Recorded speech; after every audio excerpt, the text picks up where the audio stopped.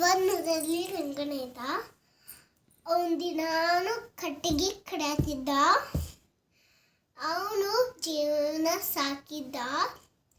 ಒಂದಿನ ಕೆರೆಗೆ ಹೊಕ್ಕ್ಯಾನೆ. ಅಲ್ಲಿ ಒಣಗಿದ ಮರ ಇರ್ತತೆ. ಒಣಗಿದ ಮರ ಗಿಡ ಹಾಕ್ತಾನೆ.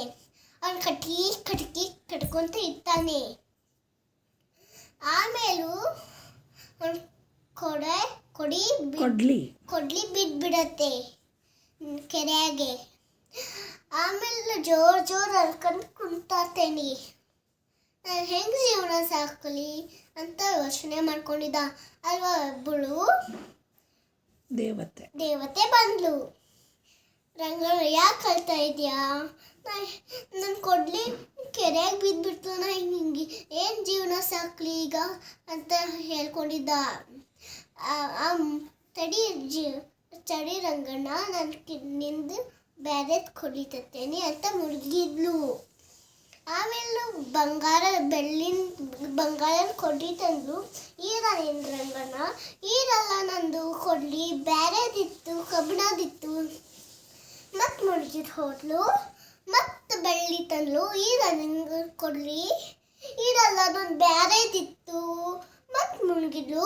ಮತ್ತು ಅವಂದ ತಂದ್ಲು, ಈಗ ನೀನು ಕೊಡ್ಲಿ ರಂಗಣ್ಣ ಅಂತ ಹೇಳಿದ್ಲು. ಈಗ ನಾನು ಕೊಡ್ಲಿ ನಾ ಇಸ್ಕೊಂಡ. ಮತ್ತು ಆಮೇಲೂ ಹೇಳಿದ್ಲು, ರಂಗಣ್ಣ ನೀವೆಷ್ಟು ಒಳ್ಳೆಯದಿಯಾ. ಮತ್ತು ಬೆಳ್ಳಿದ ಕೊಡ್ಲಿ ತಂದು ಒಳ್ಳೆ ಅಂತೀಯ, ಬಂಗಾರದ ಕೊಡ್ಲಿ ಒಳ್ಳೆ ಅಂತೀಯ. ನೀನು ಎಷ್ಟು ಭಾಳ ಜಾಣೆ ಅದಿ ಅಂತ ಹೇಳಿದ್ದು. ಮತ್ತು ಮೂರು ನೀನ ತಗೋ ರಂಗಣ್ಣ ಅಂತ ಹೇಳಿ ಕೊಟ್ಲು. ಆಮೇಲೂ ಆಶೀರ್ವಾದ ಮಾಡಿ ಹೋಗ್ಬಿಟ್ಲು. ಈ ಕತೆ ನೀತಿ